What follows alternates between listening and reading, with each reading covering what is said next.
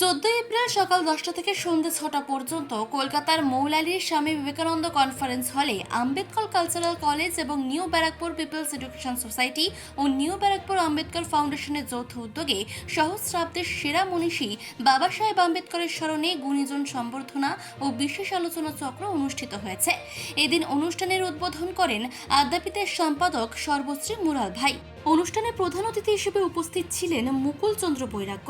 তাছাড়া উপস্থিত ছিলেন সাংসদ মমতা বালা ঠাকুর, আচার্য পৃথ্বীরাজ সেন, আচার্য অরূপ মিত্র, পদ্মশ্রী রতন কাহার, পদ্মশ্রী গোকুল চন্দ্র দাস, অনুরাধা বিশ্বাস এবং ডক্টর হাসিবুর রহমান চৌধুরী সহ অন্যান্য বিশিষ্টজনেরা। চলুন দেখে নেব বিস্তারিত। বাংলার বাইরে সহ বাংলাদেশের অগণিত মানুষ এই সভাতে উপস্থিত ছিলেন। আমাদের ইচ্ছা, আমাদের প্রতি বি.আর. আম্বেদকরের যে স্বপ্ন, পিছিয়ে পড়া সম্প্রদায় এবং এগিয়ে থাকা সম্প্রদায়ের মধ্যে যে সমন্বয় সৃষ্টির যে প্রয়াস, সেই প্রয়াস যদি আমরা তার স্বপ্নকে আজও বাস্তবায়িত করতে পারি, আমাদের এই ভারত পৃথিবীর শ্রেষ্ঠত্ব অর্জন করবে। আমাদের এই গর্বের ভারত ভূমি, যে ভারত পৃথিবীর প্রায় 35টা দেশের আয়তনে এবং জনসংখ্যায় একটি ভারত, এই ভারত স্বপ্ন দেখাবে আগামী দিন পৃথিবী জুড়ে।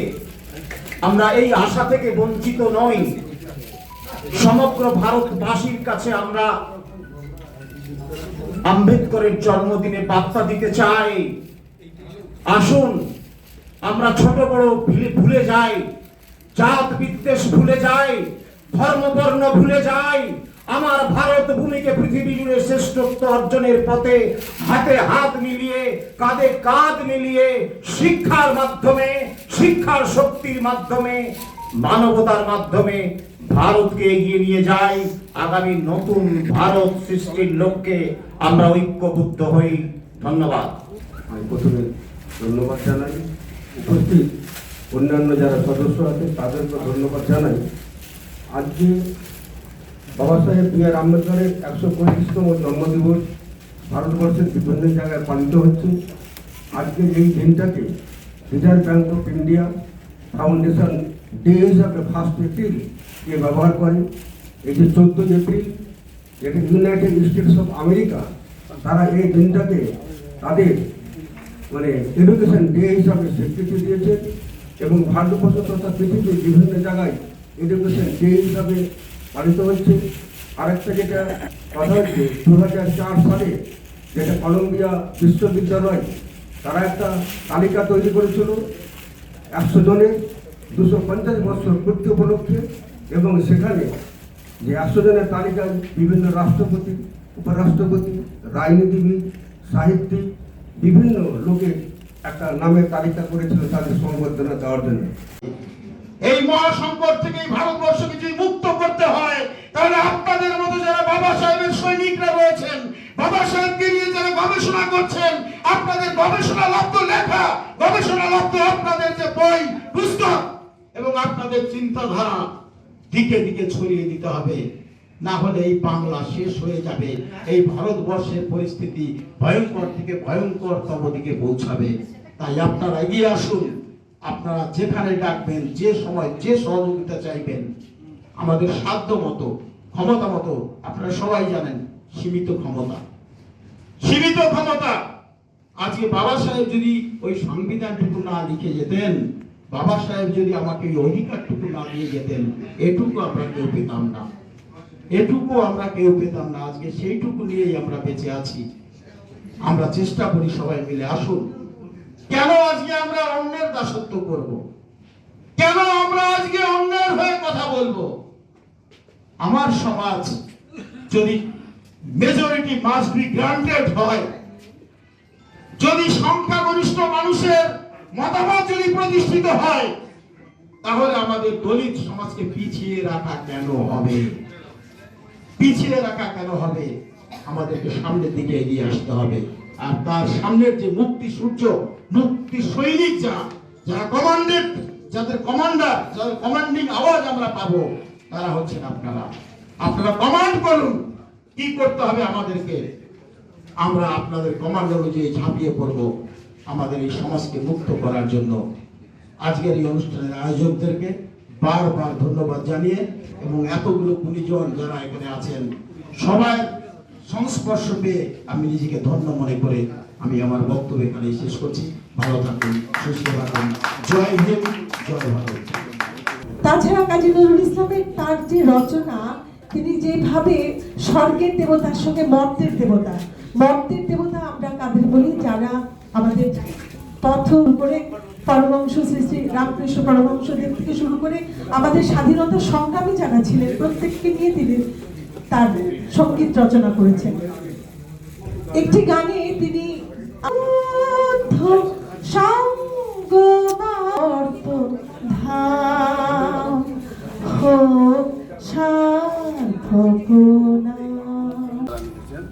গোপাল দেবনাথ গতকাল নিউজ করে দিয়েছেন এবং আরও জায়গাতে তিনি পাঠিয়েছেন। এভাবে আমরা এই অনুষ্ঠানের সত্যি আজকে আমি দেখলাম 19টা জেলা থেকে লোক এসেছেন। তো এটা আমাদের একটা ভালোই লাগে যে আমরা এই মেলবন্ধনটা এখানে ঘটাতে পেরেছি এবং যারা ছিলেন প্রত্যেককেই সহযোগিতা করেছেন। আমরা বাবা সাহেবকে ধন্যবাদ জানাবো, তার জন্মদিনে আমরা যে একটা সফলভাবে একটা অনুষ্ঠান করতে পারি আজকে 14 এপ্রিল আমরা সেটা প্রমাণ করতে পেরেছি। সকলকে আমরা ধন্যবাদ জানাই যে আপনাদের এই সহযোগিতা আরও ভবিষ্যতেও পাবো এই আশা আমরা রাখি। আচ্ছা, পুরস্কারটা যেটা শ্রেণীটা ছিল এখানে কত শ্রেণী বিভাগে ছিল? আমরা এখানে 13টা বিভাগ করেছিলাম। 13টা বিভাগে আমরা পুরস্কার দিয়েছি। আমাদের শ্রেষ্ঠ পুরস্কার আম্বেদকর সমাজ আচার্য, এটাকে আমরা সাম্মানিক ডিলিট হিসাবে স্বীকৃতি পেয়েছি। একটা বিশিষ্ট প্রকাশন সংস্থা এবং 15টা সংস্থা থেকে এটাকে সাম্মানিক ডিলিট হিসাবে নির্ধারণ করেছে। এরা পেতে গেলে তার কিছু কন্ডিশন থাকে। আজকেও পেয়েছেন এখানে আমাদের 11 জন আমরা আম্বেদকর সমাজ আচার্য। তারপরেই আমরা আম্বেদকর স্মৃতি স্বর্ণ পদক এটাও দিতে পেরেছি।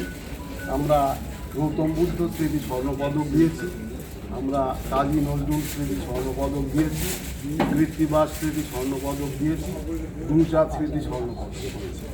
এছাড়াও আমরা 32 জনকে সমাজ রত্ন হিসাবে আজকে তাদের হাতে সামাজিক সম্মান এটা আমরা দিতে পেরেছি। কবি রত্ন হিসাবে ছিলেন 7 জন, সাহিত্যিক রত্ন হিসাবে ছিলেন 14 জন এবং শিল্পী রত্ন হিসাবে ছিলেন 8 জন।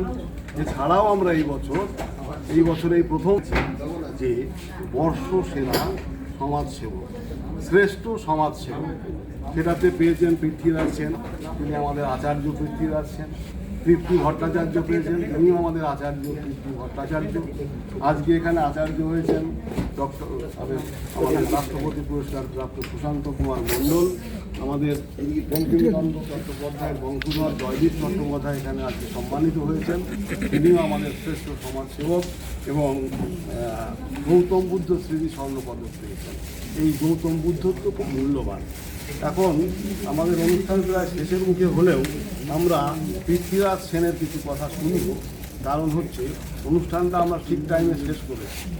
এখন আমরা আরও কিছু করতে পারবো, তাতে কোনো আপত্তি নেই। এখন অনেকেই অনেক কথা বলেছেন।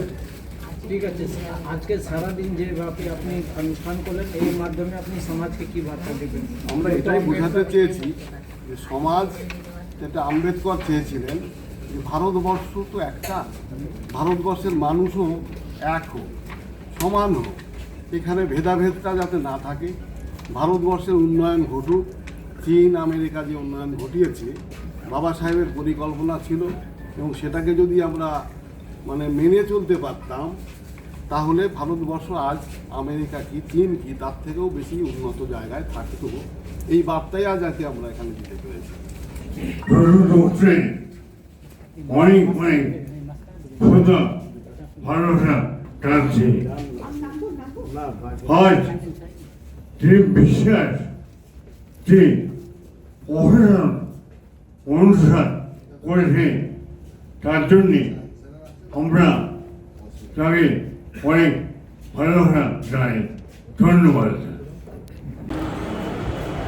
আমি যতদূর আম্বেদকরজি সম্পর্কে জেনেছি, 1891 সালে 14ই এপ্রিল ওনার জন্ম এবং 1956 সালে ডিসেম্বর মাসে উনি গত হয়েছেন। ওনার জীবনকাল মোটামুটি 65-66 বছরের একটা জীবনকাল, খুব বেশি না, কিন্তু উনি এই স্বল্প সময়ের মধ্যে একটা বিরল প্রতিভার স্বাক্ষর তিনি রেখেছেন এবং তিনি ভারতবর্ষের মূল যে সংবিধান, সেই সংবিধানটাকে তিনি তার নেতৃত্বে তৈরি হয়েছে এবং এই সংবিধান একটা বৃহৎ কাজ তার দ্বারা সংগঠিত হয়েছে। এবং আরেকটা কথা যেটা বলতে চাই সেটা হচ্ছে যে ছোটবেলা থেকে তিনি খুব কুসুমাস্তীর্ণ পথে হাঁটেননি, তাকে অনেক কষ্ট সহ্য করতে হয়েছে, অনেক প্রতিকূলতার মধ্যে দিয়ে যেতে হয়েছে, অনেক অপমান সহ্য করতে হয়েছে এবং সেখান থেকে তিনি নিজেকে প্রতিষ্ঠিত করেছেন। সুতরাং তার সম্পর্কে অনেক অনেক গবেষণার দরকার এবং অনেক মানুষের দেওয়া দরকার। এবং এই যে ধরনের অনুষ্ঠান এখানে হচ্ছে, এর মধ্যে দিয়ে আমরা সবাই একসঙ্গে মিলিত যেমন হতে পারছি, আবার সেই সঙ্গে আম্বেদকরজি সম্পর্কে আমরা অনেক কথা জানতেও পারছি। কারণ সবাই জানে, কিন্তু সবার মতামতটা এখানে যখন ফুটে উঠছে তখন একটা সামগ্রিক রূপ এখানে পাওয়া যাচ্ছে তার সঙ্গে। সুতরাং আমার মনে হয় তার এই কথাগুলো আরও মানুষের মধ্যে ছড়িয়ে দেওয়া দরকার এবং আরও মানুষ যাতে তার জীবন সম্পর্কে জানতে পারে, সমৃদ্ধ হতে পারে, সেই চেষ্টা আমাদের লাগাতার করে যাওয়া উচিত। আজকে অনুষ্ঠানের মাধ্যমে বর্তমান জগৎকে কি বার্তা দেবেন? বর্তমান জগৎকে যে বার্তাটা দেবো, দেখুন আমি একটা কথা বলি, আমরা তো ইন্টারন্যাশনাল বেদান্ত সোসাইটি থেকে এসেছি, আমরা বেদান্তের চর্চা করি। স্বামী বিবেকানন্দ একটা কথা বলেছিলেন যে যখন তুমি কোনো একটা বড় কাজ করতে চলেছো, তখন যদি দেখো তুমি কোনো বাধার সম্মুখীন হচ্ছ না, তাহলে বুঝবে তুমি ভুল পথে যাচ্ছ। যদি তুমি বাধার সম্মুখীন হও, বাধা পেতে পেতে অগ্রসর হও, তখন দেখবে যে তুমি কাজটা সাকসেসফুল হবে, তারপরে তখন তোমার মধ্যে একটা অদ্ভুত আনন্দ হবে। এবং তিনি একথাও বলেছেন যে সত্য একটি জারক পদার্থের মতো, শক্ত গ্রানাইট পাথরে বিলম্বে, নরম জায়গায় শীঘ্র, পথ করিয়া লইবেই লইবে। আজকে আম্বেদকরজি যে ঠিক ছিলেন তার প্রমাণ হচ্ছে প্রতি পদে পদে তিনি প্রতিকূলতার সম্মুখীন হয়েছেন, যেটা স্বামী বিবেকানন্দ হয়েছে। তার স্বল্প জীবন, উনি তো বেঁচেছিলেন 65-66 বছর, আর স্বামী বিবেকানন্দ মাত্র 39 বছর বেঁচেছিলেন। তার মধ্যে পর্বত প্রমাণ বাধার সম্মুখীন হয়েছিলেন এবং কিন্তু তিনি তার কাজটাকে এগিয়ে নিয়ে গেছেন। আবার আমাদের গুরুদেব ইন্টারন্যাশনাল বেদান্ত সোসাইটি যিনি প্রতিষ্ঠাতা, তিনিও পদে পদে দারুণ সমস্যার সম্মুখীন হয়েছেন, বাধার সম্মুখীন হয়েছেন। গুটি কয়েক মানুষ তার পাশে এসে দাঁড়িয়েছিল, কিন্তু আজকে ইন্টারন্যাশনাল বেদান্ত সোসাইটি সারা পৃথিবীতে ছড়িয়ে পড়েছে। সুতরাং বাধা আসবে, এই বাধার মধ্যে কাজ করতে করতে যাতে আমরা আরও ছড়িয়ে পড়তে পারি, এই বাধাকে অতিক্রম করে সেই চেষ্টাই আমাদের করে যেতে হবে, এটাই সমাজকে বাধা। আজকে এখানে আমি অনুষ্ঠানে উপস্থিত হয়েছি। এখানে আমাকে বাবা সাহেব আম্বেদকর উপাধি স্বর্ণপদকে সম্মানিত করবেন। বর্তমান অরাজকতার পরিস্থিতিতে দাঁড়িয়ে কবিরা, আমরা প্রত্যেকটা কবি এক একজন দুর্গবাদী। আমরা কবিরা যেমন সব কিছু করতে পারি, আমরা কবিরা আমাদের কলমের মধ্য দিয়ে একটা দেশকে, সমাজকে, রাষ্ট্রকে পরিবর্তন করতে পারি। তাই প্রত্যেক কবিরা যাতে সম্মান পায়, প্রত্যেক কবিরা যেন প্রত্যেক সাহিত্য প্রোগ্রামে কবিতা পাঠের সুযোগ পায়, এটাই আমি বললাম। আপনার মনে একটা আক্ষেপ আমরা শুনলাম, সেই আক্ষেপটা কোথায়? আমার মনে একটা আক্ষেপ বলতে হচ্ছে, এখানে আক্ষেপ বলতে হচ্ছে আমি একটু আগে বললাম, আমরা প্রত্যেক কবিরা এক একজন দুর্গবাদক। কবিরা আমরা সুন্দরীর পূজারী। কবিরা শুধু সুন্দরের হাতে বীণা আর পায়ে ফুল দেখেই ক্ষান্ত নন। কবিরা কি দেখেন? কবিরা দেখেন অন্ধকূপ, কবিরা দেখেন ফাঁসির কাঠও কবিরা দেখতে পারেন। তাই বিদ্রোহ কবি কাজী নজরুল ইসলাম যেমন বলেছিলেন, আমি বিদ্রোহীর অনুক্লান্ত, সেই দিন হব শান্ত। জগৎপুরীতে কন্দন রোল আকাশে বাতাসে উঠিবে না। যাই হোক, আমরা প্রত্যেক কবি সাহিত্যিকে থাকে দ্বিতীয় নয়ন, যা একটি বাস্তব রূপ অব্যবহিত থেকে স্বতন্ত্র দৃষ্টিশক্তির অধিকারী করে তোলে। বন্ধনে বাঁচাতে হবে, হিংসাকে দূরে রাখতে হবে, ভাতৃত্বের বন্ধনে আমরা যেন একে অপরকে এগিয়ে যেতে সাহায্য করি। অগ্নিদূত ছদ্মনামে লিখি গান, গল্প, কবিতা, নাটক, প্রবন্ধ এবং যাত্রা এবং নাটকে অভিনয়ও করি, নির্দেশনায়ও আছি এবং আমি একজন মাইক্রো ফিন্যান্সের ট্রেনার। সেইটার পাঠ যেন সবাই শুনতে পারে, কারণ এইটাই মানে বিভিন্ন অনুষ্ঠানে এটা অবলুপ্ত হয়ে যাচ্ছে। বিভিন্ন খাবার, হই হুল্লোড়, বক্তব্য এর মধ্যে দিয়ে আসল কবিতা হারিয়ে যাচ্ছে। তাই আমি বক্তব্যটা রাখছি। কলকাতা থেকে মানুষের উৎসের রিপোর্ট, চেতনা বার্তা, জেগে থাকে, জাগিয়ে রাখে।